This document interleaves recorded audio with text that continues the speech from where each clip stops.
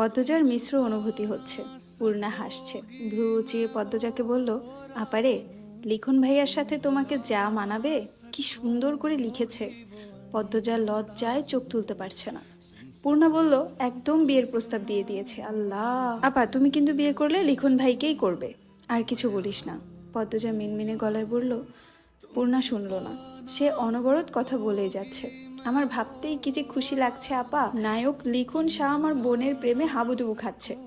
একদিন বিয়ে হবে। চুপ কর না। এই আপা, লিখন ভাইকে ফেরত চিঠি দিবে না? পদ্মজা চোখ বড় করে তাকালো।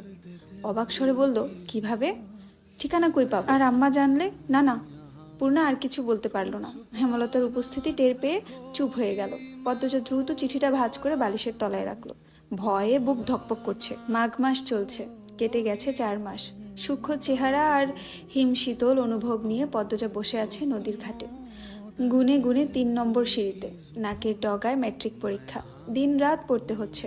নিয়ম করে প্রতিদিন ভোরে পড়া শেষ করে পদ্মজা। এরপর ঘাটে এসে বসে নিজের অনুভূতিদের সাথে সাক্ষাৎ করার জন্য। কখনো উদাস হয়ে, আবার কখনো লাজুক মুখশ্রী নিয়ে ভাবে কারো কথা। সেই যে চিঠি দিয়ে হারালো, আর তার সাক্ষাৎ মিলল না। কখনো কি মিলবে? তিনি কি আসবে? এক চিঠি প্রতিদিন নিয়ম করে পড়ে পদ্মজা। ধীরে ধীরে অনুভব করে তার মধ্যে আছে অন্য আরেক সত্তা, যে সত্তা প্রতিটি মেয়ের অন্তঃস্থলে গভীরে জেঁকে বসে থাকে ভালোবাসার অনুভূতি নিয়ে। পূর্ণা আসলো শীতের চাদর মুড়ি দিয়ে। 2 দিন আগে তার 8ম শ্রেণীর চূড়ান্ত পরীক্ষা শেষ হয়েছে। হিমেল হাওয়ার হাড় কাঁপানো শীতে পূর্ণা থেমে থেমে কাঁপছে। আপা! পদ্মজা তাকালো, মৃদু হেসে বলল, কি? পরপরই আবার উৎকণ্ঠা নিয়ে বলল, আম্মা আবার অসুস্থ হয়ে পড়েছে? পূর্ণা পদ্মজার পাশ ঘেঁষে বলল, না, আম্মার কিছু হয়নি। পদ্মজা হাফ ছেড়ে বলল, আম্মা সারাদিন সেলাই কাজ করে, একদিকে তাকিয়ে থাকে, এক জায়গায় বসে থাকে। এর জন্যই শরীরে এত অশান্তি, দুর্বল হয়ে পড়েছে। আব্বারে বলিস আম্মারে নিয়ে সদরে যেতে। আমার কথা তো আব্বা শুনবে না। আচ্ছা। দুজন নদীর ওপারে চোখ রাখলো। অতিথি পাখির মেলা সেখানে, রোমাঞ্চকর আকর্ষণ। এত পাখি দেখে মন ভরে গেল। পাখিদের কলাকলিতে এলাকা মুখরিত।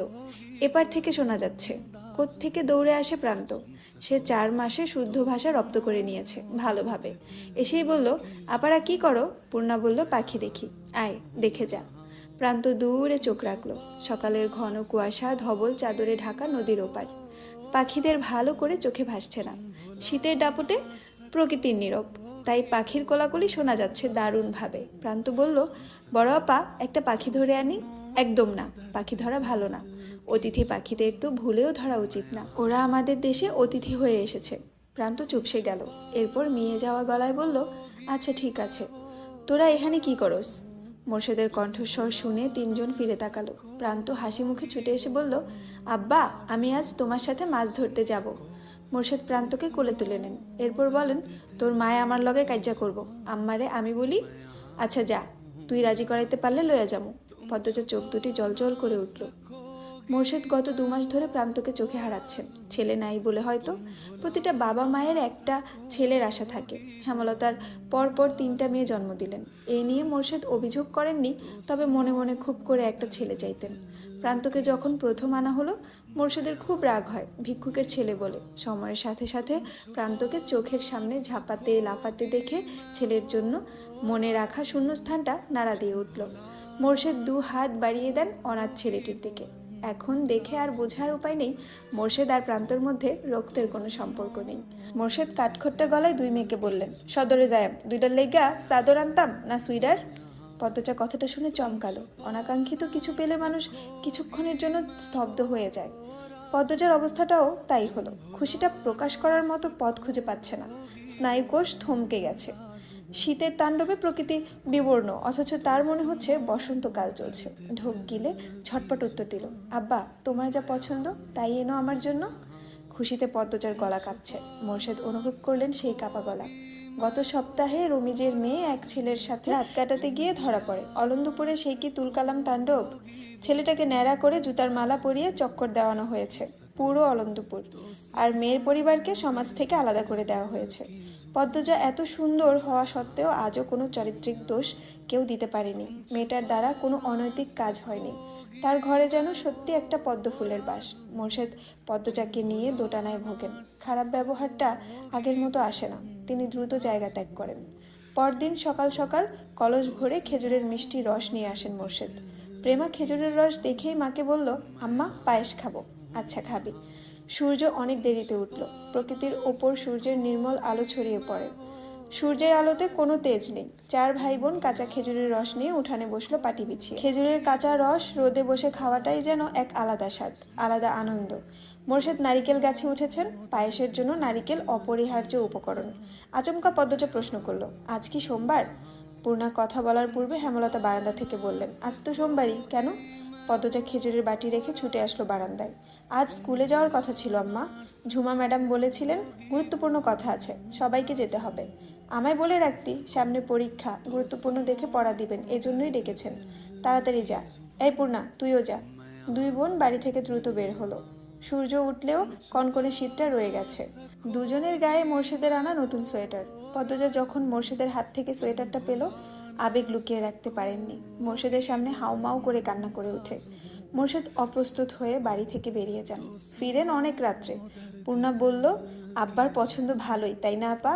কিসের পছন্দ? সোয়েটারগুলো কি সুন্দর। পদ্মজা হাসলো। সামনের কটি দাঁত ঝিলিক দিল। হাতের ডান পাশে ধান ক্ষেত। ধান গাছের ডগায় থাকা বিন্দু বিন্দু জমে থাকা শিশির রোদের আলোয় ঝিকঝিক করছে। অনেকে হাতে কাঁচি নিয়ে প্রস্তুতি নিচ্ছেন ধান কাটার। বাতাসে নতুন ধানের গন্ধ। হঠাৎ পূর্ণা চেঁচিয়ে উঠল, আপারে, লিখন ভাই।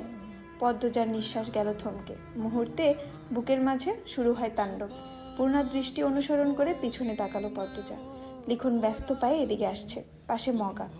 পদ্মজা অজানা আশঙ্কায় চোখ ফিরিয়ে নিল। পূর্ণাকে বলল, এখানে আর এক মুহূর্তও না। কথা শেষ করে পদ্মজা স্কুলের দিকে হাঁটা শুরু করলো।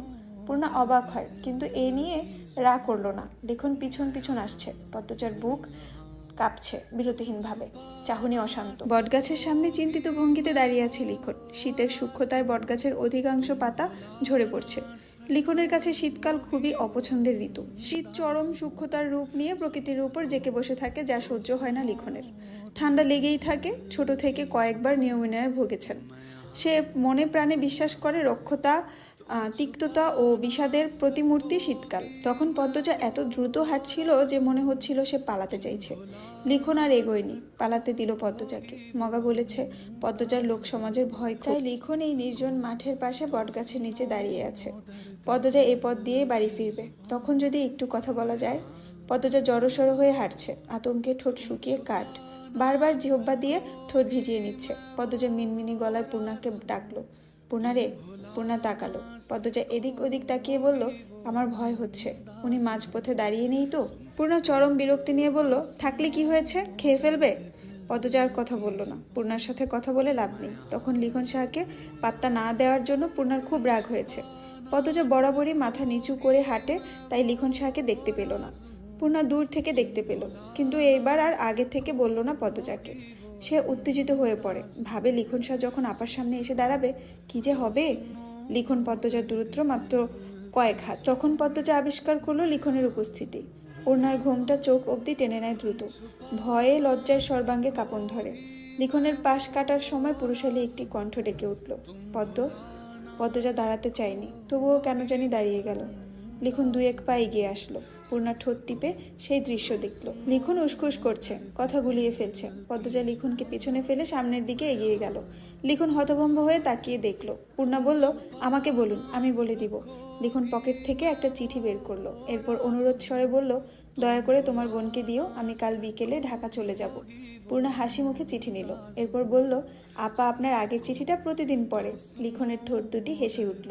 পূর্ণা দৌড়ে ছুটে গেল পদ্মজার দিকে। লিখন আর পিছু নিল না। পূর্ণা আসতেই পদ্মজা ধমকে উঠল, কি কথা বলছিলে এত? কেউ দেখলে কি হতো? তুই আম্মার কথা কেন ভাবছিস না? পদ্মজার কাঁদো কাঁদো স্বরে পূর্ণা চুপসে গেল। সত্যিই কি সে বেশি করে ফেললো? পূর্ণা চোখ নামিয়ে চুপচাপ হেঁটে বাড়িতে চলে আসলো। চিঠির কথা পদ্মজাকে বলা হয়নি। গোধূলি বিকেল হেমলতা পদ্মজাকে ফরমাইশ দেন, পদ্ম কয়েকটা টমেটো নিয়ে আয়। আচ্ছা আম্মা। পদ্মজা লাহারি ঘরের ডান দিকে আসে। হ্যালো, আসসালামু আলাইকুম এভরিওয়ান। আপনারা শুনছেন আমার কণ্ঠে আমি পদ্মজা গল্প।